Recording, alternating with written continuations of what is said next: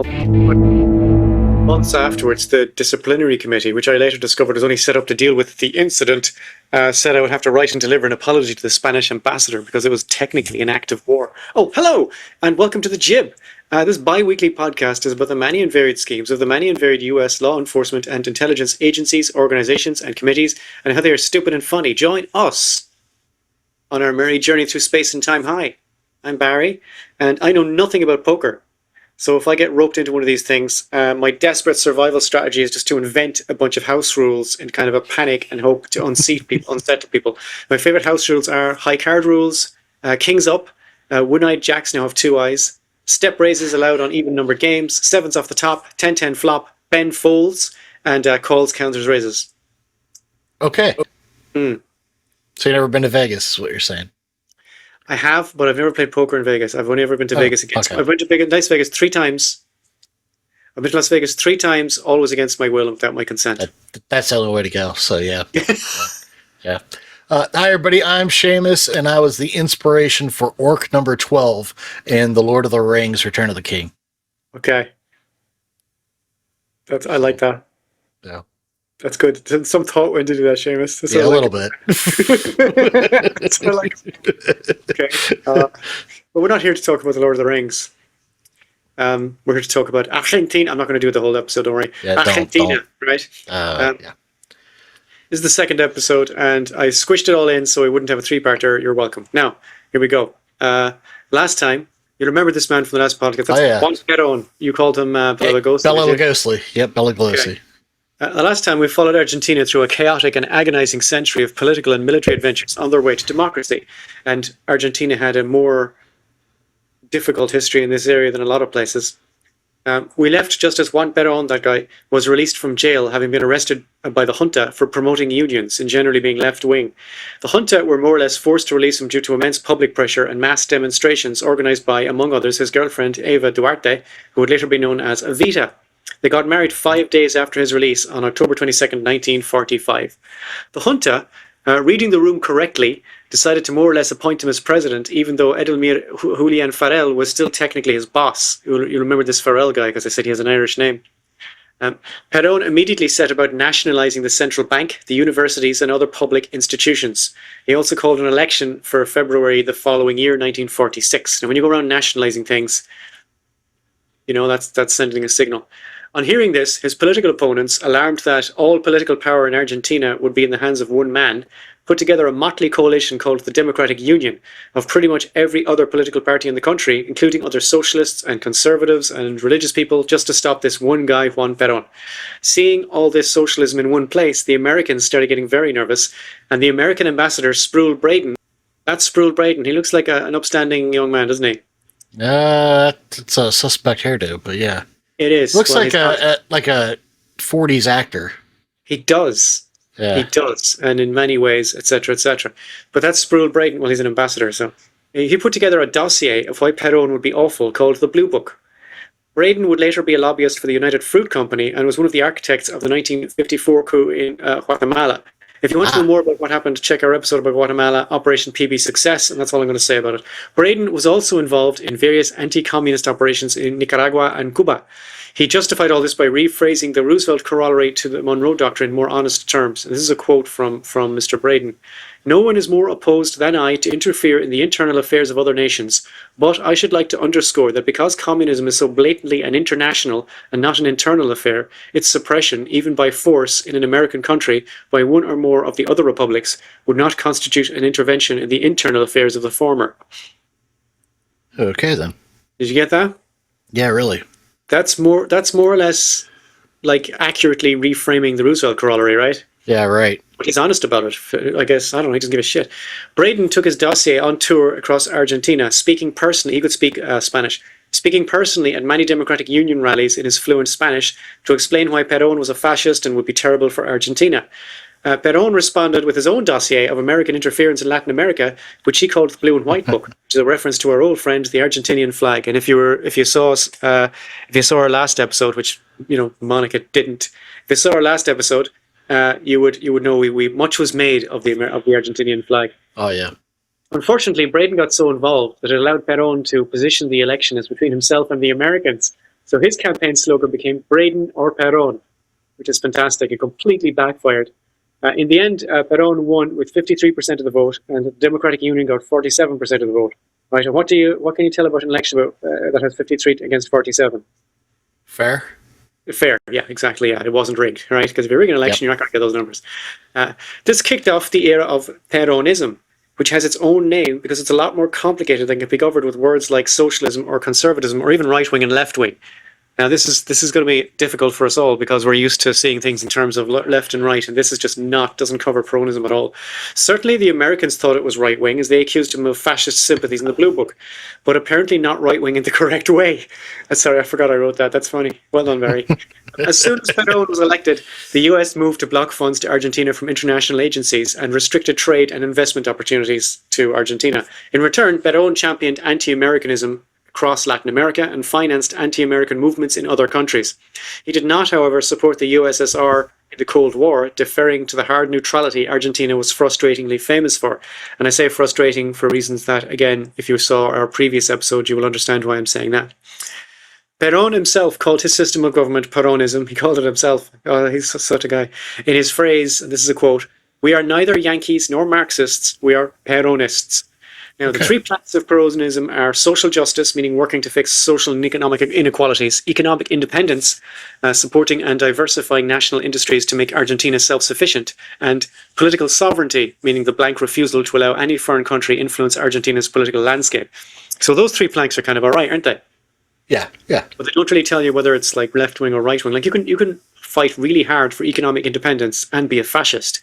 Yeah, it's super vague. Conveniently vague, maybe. Yes. Well, I mean, yeah. On the one side, Perón championed workers' rights, as he did when he was vice president. Under Perón, Argentina would become the most unionized country in South America, which isn't saying much, but it's saying something. He added a right to housing to the constitution. God, we could do that in Ireland. Insisted that trade unions form part of the decision-making level at all levels of government, and granted the vote to women, and made tuition at all universities free. He nationalised the railways, the merchant marine fleet, public utilities, public transport, and certain elements of national agriculture. So far, so left-wing, right?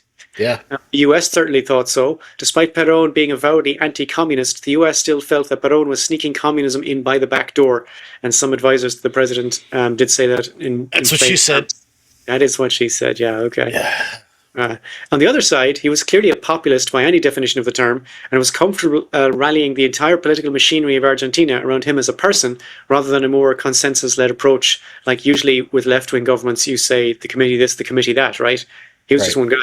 He placed a number of his union power base into influential political positions, and which is a very kind of, I guess, corruption thing to do. And he also encouraged a strong sense of patriotism, a strong military, and brought the Catholic Church back into the schools.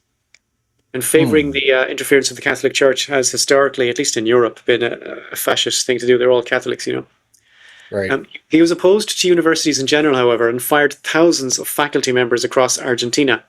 In 1946, our old friend Jorge Luis Borges, if you remember, was reassigned from his position at a municipal public library in Buenos Aires to a position as a poultry inspector at a local market, from which he immediately, was sending a message, right? From which he immediately resigned, of course. He was told by the authorities that his transfer was because of his support for the Allies during World War II. He later said that he woke up every morning during these years by remembering that Perón was president and feeling very depressed about it. Okay. Fair enough. If you're that guy, right? If you're Borges. Yeah. Was Perón fascist? I mean, that's a question that no one can answer, even people who are professional historians. It's more complicated than a yes or no. But if you had to give a simple answer, you might suggest that Peronism is what fascism would look like if it were based in inclusive unions rather than ethnocentric corporatism. And one inclusive meaning he, for the first time, was very race inclusive. He didn't care what kind of color Argentinian you were, or what your history was. One historian said, while fascism mobilized the middle classes, Peronism rallied the working class. While fascism gave war, imperialism, and racism to Europe, and Peronism never provoked war, and that Peronism originated in a military dictatorship but established a populist authoritarian democracy. Peronism inverted the terms of the fascist equation, so it's not that simple. The decline of Peronism around 1954 was due to several factors. There were economic problems, mainly the massive trade deficit, and political repression, as mentioned above with Jorge Luis Borges, and Borges's experience was not unique. Perón's social reforms, including the legalization of divorce and prostitution, were unpopular and threw him up against the Catholic Church, who so favoured his approach to their involvement in education. Also, there was a really weird scandal where several press outlets accused him of having an affair with a 14-year-old girl. Oh boy. Yeah, I have no idea if it's true or not. It could be, I guess. There's a whole page for this on Wikipedia, and even they don't know. It's possible, but it seems unlikely. But then again, unlikely things turn out to be true all the time, don't they? During a rally in the same square where crowds demanded his release from prison some years before, the Plaza de Mayo, a large crowd showed up to support him, but warplanes from the Argentinian Air Force dropped bombs on the rally, killing over 300 people. Oh my. That's not a happy picture, right? Nope. That's Plaza de Mayo after a Perón rally, and the Argentinian Air Force dropped bombs on his rally. In other words, the military was not happy with him. This was a sign for Perón that things were getting serious, and he agreed to resign. The military who convinced Perón to resign banned his party, which he called it the Justicialist Party, but really you might as well call it the Perón Party, right? The Justicialist Party in 1955 in what they called the Liberating Revolution, this military coup thing.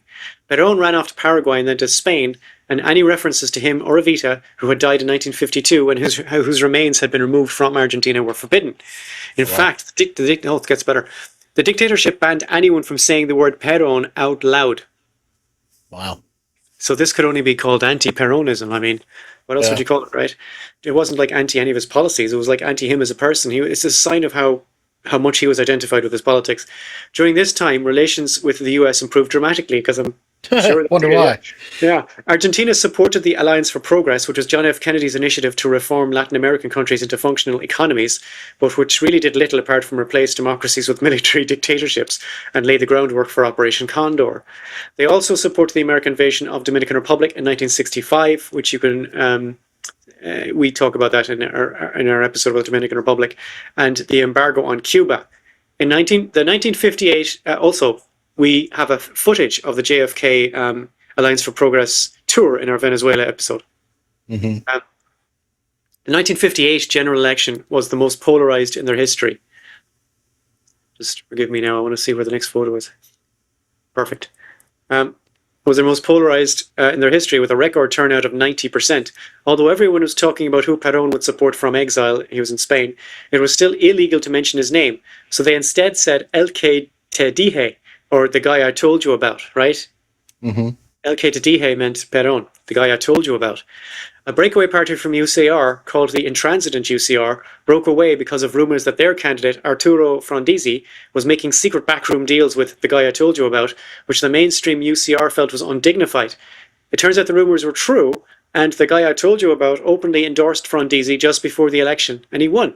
In exchange for Perón's secret help, Frondizi allowed discussions of Perónism in public again, although he didn't stretch to allowing him back into the country or to stand for any elections personally. So you can talk about it now.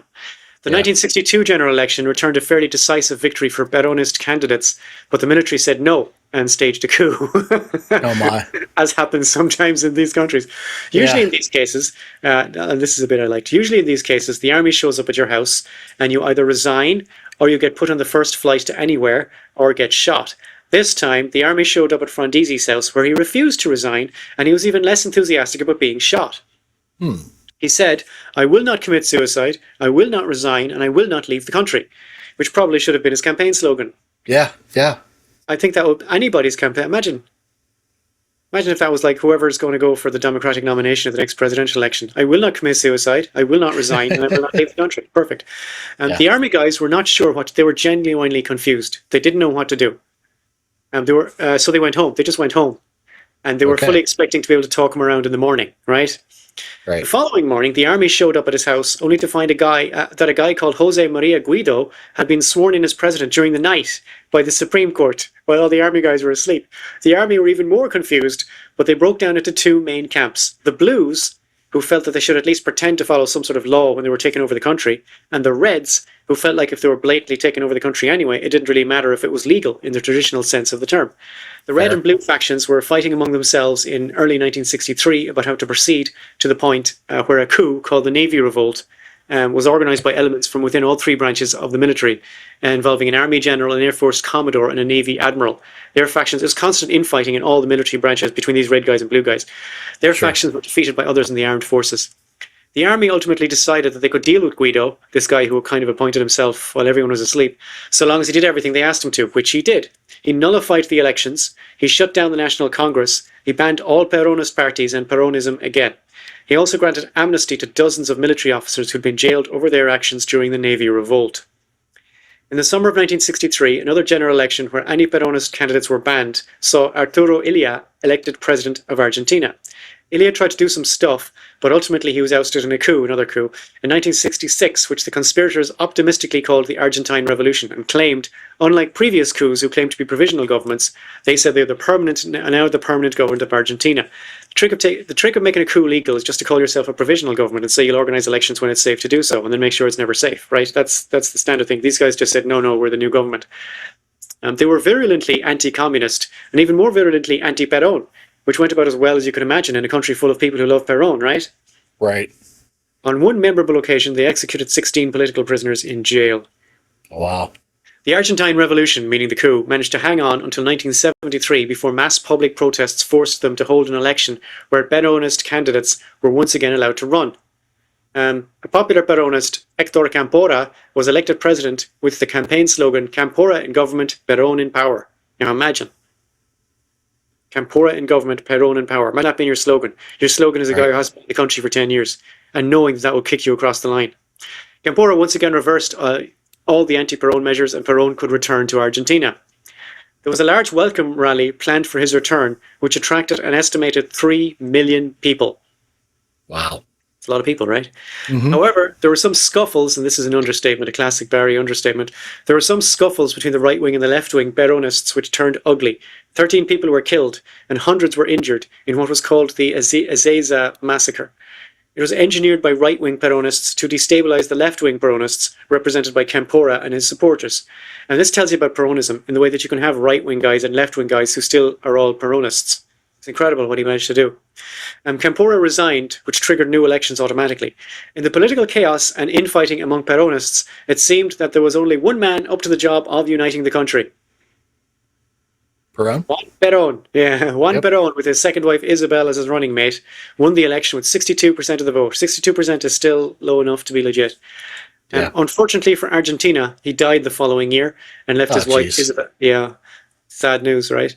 He died the following year and left his wife Isabel in charge. Isabel did not manage to contain the friction between left-wing and right-wing Peronists, which had been really the only reason the military did not interfere with Perón's presidency.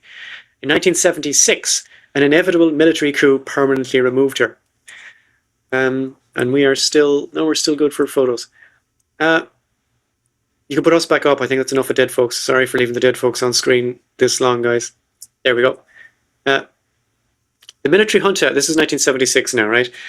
This military junta, led by Jorge Videla, who had been appointed commander-in-chief of the army by Isabel Perón, called itself the National Reorganization Process. That's what they call the coup. And it was maintained until 1983 by what everybody calls the Dirty War. The Dirty War is what they called it. The national reorganization process involved banning political parties and unions completely, removing the Supreme Court, right, never a good sign, censoring the press and suspending human rights for their political opponents and, by extension, everybody. The minister appointed by the junta, Jose Alfredo Martinez de Hoz, was friends with David Rockefeller, who was at the time president of Chase Manhattan Bank and cleared around $1 billion of US loans to the junta. Martinez de Hoz then set about completely reversing Peronism. He eliminated price controls and opened up the economy to completely free trade, eliminated all export tariffs and import taxes, deregulated entire industries, and generally enacted policies that were the neoliberal dream, including maximizing foreign debt. All of this had an alarming effect on both currency values and inflation. There you can see the currency value, right? Yeah, wow. Right from 1976 all the way up to 1983. And the next graph is, I think it's inflation, is it? Inflation, yeah. See 1976 there? Yeah. Boom, motherfucker. Okay. Wow. Yeah. Wow is correct. This sort of genuinely awful government program can only ever be maintained through state violence and state terrorism, right? and Argentina was no exception. Videla had previously justified his death squads by saying, "As many people as necessary must die in Argentina so that the country will again be secure." Okay. Where have you heard that before? Everywhere, Israel. right? Well, Israel. Yeah. Well, and Israel is doing it to other people. Argentina is doing it to Argentinians. As many as 30,000 people were killed, including trade unionists, students, journalists, Marxists, Peronist guerrillas, and anybody the regime might be a threat. And again, that list of people will be familiar to anybody who listens to our podcast. Yeah. Many of these people are only assumed to be dead as they were disappeared, a method also favoured by the fascist dictatorship in Chile, which we talk about in our Operation Food Belt episode if you want to check out that, and death flights, where dissidents would be kidnapped, tortured, and dropped into the Atlantic Ocean from an airplane. The Argentinian Coast Guard bought 5 Skyvan airplanes from the United Kingdom just for this purpose. There you go. Now, if you're in Argentina in the 1970s, in the late 1970s, and you see that coming at you, run. That is my advice to you. Run in the opposite direction because nothing good is going to happen to you. Perhaps the most famous example of this kind of violence was the Night of the Pencils. The kidnapping, torture, rape, and murder of 10 high school students. Jesus Christ. Correct, yeah. We had something like this in our last Iran episode. Do you remember the Ayatollah killed a bunch of high school students? The operation was led by Ramon Camps, chief of the Buenos Aires Police Department. Camps was notorious. In 1984, he admitted using torture and disappearing 5,000 people. He also said he felt justified in removing children from their mothers who had been imprisoned and giving them to military families because subversive parents will raise subversive children. So many children disappeared that human rights groups sprang up in Buenos Aires specifically to deal with this one issue, including Asociación Abuelas de Mayo, or Grandmothers of the May Square, and the Mothers of Plaza de Mayo. The Plaza de Mayo, as we have established, is historically the rallying point for resistance movements in Argentina. In 1980, a human rights campaigner, Adolfo Pérez Esquivel, who had been detained without trial and tortured in a concentration camp in Buenos Aires 3 years beforehand, was awarded the Nobel Peace Prize for being a source of inspiration to repressed people, especially in Latin America. And that's a quote from the Nobel Peace Prize Committee.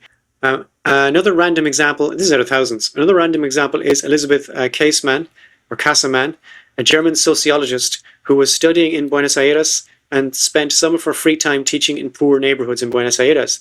In 1977, she was arrested and interned in a concentration camp where she was killed. When it was returned, her body was riddled with point-blank gunshot wounds and also signs of what they called heavy torture from electric shocks. In 2011, 2 army officers involved in her murder were jailed for life by an Argentinian court. So I guess the wheels of justice turn as slowly in Argentina as they do anywhere else. But I don't know about you, but I wouldn't be shooting her point-blank range or electric shock in her. What I like about this episode is I have put the photographs in the correct order this time. So, the US supported this junta because, of course, they did, right? Immediately and generously as a part of the larger CIA Operation Condor, designed to stabilize nearly all the governments of South America. Now, you remember what stabilize means? Destabilize. Yes. A stable government in Latin America is one which allows American investors to go in and take all the stuff. And it doesn't matter what else is happening. As long as the market is open, that country is stable. And a country in Latin America is unstable if the markets are closed to America, even if every other part of the country is going fine. So that's how they define that. Stable. In a State Department document declassified in 2004, Henry Kissinger told... He's our returning champion, isn't he? Yeah. Henry I get Kissinger... nauseous every time I hear his name. I know you do. This is why I paused for a fact. Henry Kissinger told Argentina's foreign minister, "If there are things that have to be done, you should do them quickly. We won't cause you unnecessary difficulties. If you can finish before Congress gets back, the better." Jesus Christ. I mean, that's pretty blatant, isn't it? To actually write that down, yeah. In 1976, Kissinger petitioned Congress, who approved sending $50 million in military aid to the junta. In 1977, the United States sold more than $120 million in military equipment to Argentina. In 1978, Jimmy Carter cut off all U.S. arms transfers to Argentina, citing human rights abuses. So in fairness to him, he just stopped them all. Yeah. Now, with their main source of weapons suddenly stopped, who could Argentina turn to in their hour of need? Who would supply them with the weapons they were definitely using in acts of mass state violence and terrorism against their own people? Who do you think? Russia? No. I like who went to that. But yes! Okay. Israel. From 1976 to 1982, Israel sold the junta in Argentina around $1 billion in weapons. Now, that on its own is bad, but it gets worse. It gets worse. And this was going to be a part of the episode we weren't allowed to broadcast, but I'm going to say it out loud here because it's to do with Argentina. You can cut it out of it if you don't like it, okay? During this time, around 3,000 Jews were disappeared or murdered by the junta, as they were disproportionately represented in left-wing groups in Argentina. And left-wing groups all over the world, Jews will be disproportionately represented in them. I think that's fair to say. The group ostensibly representing Jews in Argentina was the Delegación de Acciones Sociales de los Judíos, which is the association delegation of Argentinian Israelites. However, they were strongly aligned with Israel and deeply Zionist.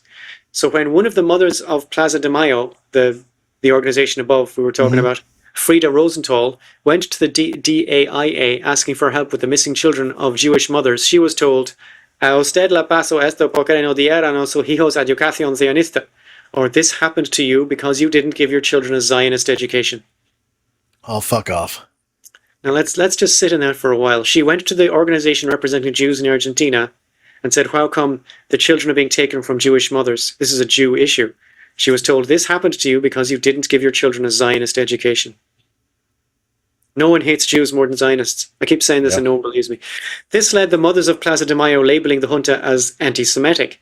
And many have pointed out that the largest attack on Jews since the Holocaust was in Argentina during the late 1970s, all done with not just the full knowledge of Israel, but with Israeli weapons. As soon as Jimmy Carter left office and Ronald Reagan was sworn in, diplomatic ties were renewed with Argentina, because of course they were. The CIA was invited to Buenos Aires to coordinate Operation Condor activities, especially arming and training the Contra guerrillas who were fighting against the Sandinista government in Nicaragua. Oh, yeah. If you'd like to know more about the US operations there, check out our episode Iran-Contra.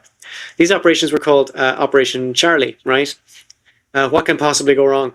On the 1st of April 1982, the governor of the Falklands Islands, then under British control, received a message from the UK Foreign Office. "We have apparently reliable evidence that an Argentine task force could be assembling off Stanley at dawn tomorrow. You will wish to make your dispositions accordingly." Right? The following day, on the 2nd of April, Argentina invaded the Falkland Islands. Well, they can't say they weren't warned, which more or less fell immediately to Argentinian forces. It's possible that the junta believed the Americans would leave them alone, giving all the unquestioning support they were giving them for Operation Condor. The junta were also open about believing that Britain would choose to negotiate rather than engage in any military action. The junta were aware, after all, that the US had been very critical of British violence during the Suez Crisis, to the point of threatening to tank the Sterling. And if you want to know more about that, see our Operation Musketeer episode, which was just the last one back, right? Mm-hmm. That's all about the Suez Crisis. This was a good bet by the junta. Now, if you were the junta in 1982, it's not a bad bet that the Americans would be on your side and that England would leave you alone. It's not a bad bet, but they lost. On the 3rd of April, the next day, the United Nations passed Security Council Resolution 502, which demands an immediate cessation of hostilities and an immediate withdrawal of all Argentine forces from the Falkland Islands. And the resolution puts the words Islas Malvinas in an embarrassed brackets afterwards, perhaps hedging their bets. On the 6th of April, the UK assembled its response and sent a massive fleet of 43 Royal Navy vessels, 22 Royal Fleet auxiliary ships, and 62 non-military support and transport ships. That is the cover of Newsweek that week. The cover of Newsweek says "The Empire Strikes Back," which is funny, accurate, I think. It's not bad. They call it the Falkland Crisis, right? The Argentinians were not expecting this massive response. It's definitely an over response. The Argentinians put up a good fight and even managed to sink a British warship in response to the sinking of the Belgrano, famously covered in the usual sensitive fashion by the British tabloid. There we go. That was the cover when the English Navy sank an Argentinian ship called the Belgrano. And the guy who cooked up that headline is a guy called Kelvin Mackenzie. It's almost like a Pathé newsreel from the World War II, isn't it? Gotcha. Now lads, sink gunboat and hold cruiser. Yeah. Did Murdoch own the Sun at this point? Yes, yeah. Gotcha. I mean, it's like it's a computer game to them, you know? Yep. The whole Argentinian defense thing was ultimately futile. On the 14th of June, Argentina surrendered the islands back to Britain. If the junta had completely misread the mood in England, they had miscalculated even more with the US. This was not 1956. Secretary of State Alexander Haig, fearing the involvement of the USSR, announced a total ban on arms sales to Argentina. The US Wow. also committed to the US also committed to the British side by providing them with intelligence and military resources, including hundreds of missiles, and supporting British operations with manpower and satellite intelligence, which the US denied existed. And we're going to see a photo here, which I just thought was funny. It's not really important, but there you go. No spy satellites operating over the Falklands on the 16th of April 1982. That's a lie. There definitely was, Right. and they sold all the intelligence to England. Yeah, it is. Okay, then we must be getting towards the end. Both houses of the US Congress passed resolutions supporting the American action and supporting Britain.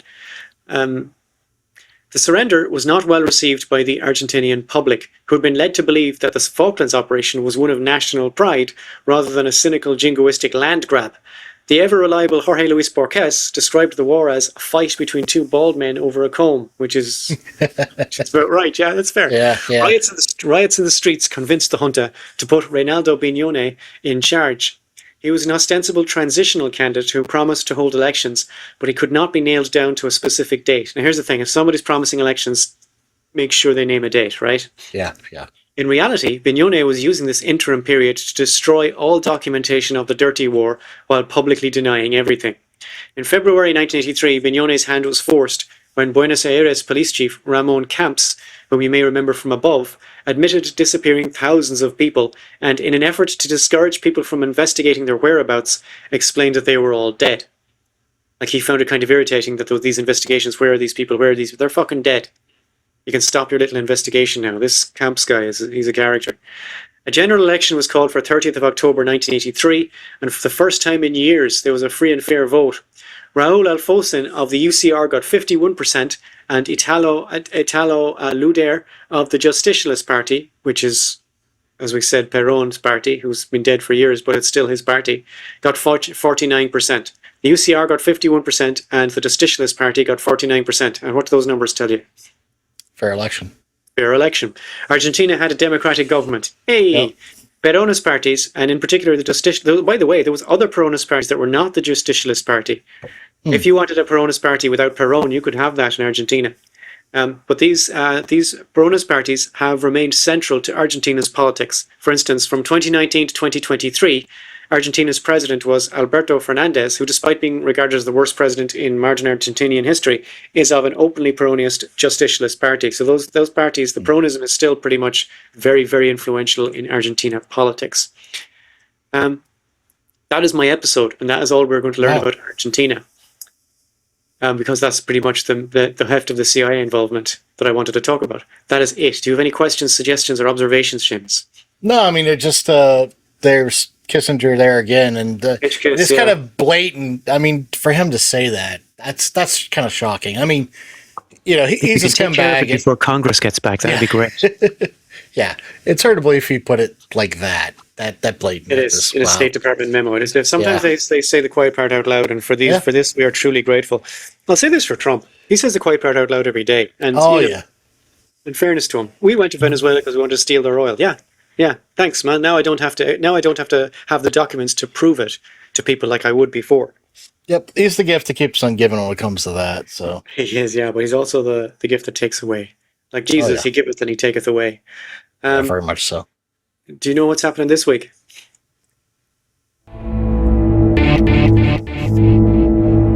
What's new? Of course, it's the name of the segment is What's New. Sorry, that's on me. What's New is the part of the show where we put CIA and FBI into Google and we hit the news tab and we see what crazy and mad things are happening this week. So we're not just always talking about like what happened in 1976 in Argentina. We're going to talk about what happened this week. Seamus, do you have something for the FBI?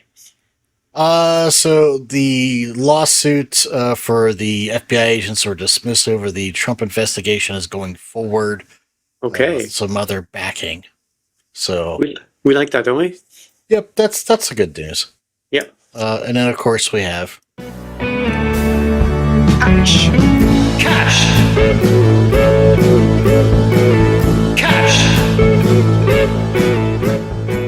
Never gets old. The Atlantic is asking a judge to toss out a lawsuit brought on by Kash Patel over their accounts of his excessive drinking and performances on his job. Oh, I believe that. Yeah. And then Cash is also under some scrutiny Cash. because he has gone to Russia. There's papers basically saying that he better be bringing gifts. Okay.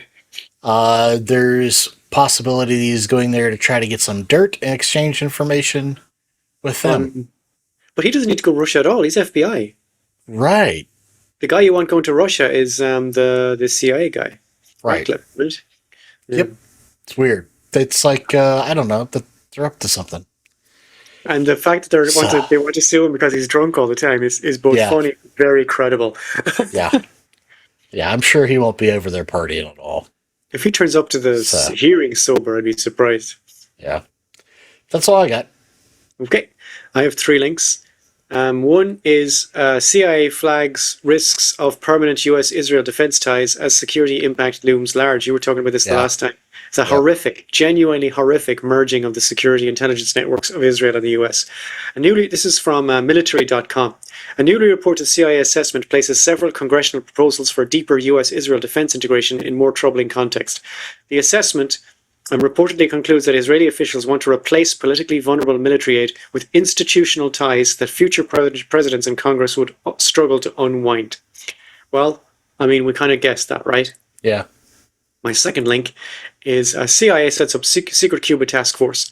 The CIA has secretly established a Cuba task force, setting in motion plans for a more concerted campaign to pressure the Cuban government to make the economic, political, and leadership changes demanded by Trump. In other words, a coup, I guess. So that's already started off, and that's in the New York Times. And my last one is a little bit of whimsy from The Spectator, which is by a guy called Drew Horn. And the headline is, "No, I'm not a CIA spy in Greenland." And the opening paragraph is, "The Danish media has accused me of being a spy. They say I'm involved with a covert influence operation in Greenland to push the territory towards becoming part of the US. I want to be clear that I've never worked as a covert operative. Instead, my work involves getting investment for sectors like mining and infrastructure." So if you want to read just this wall-to-wall, this hilarious account of a guy who's definitely a spy, then you should read The Spectator. It's on thespectator.com. And those are my links. Nice. And if that's it, then I guess that's our episode, isn't it? Yeah. How's our time? Are we good? Yeah.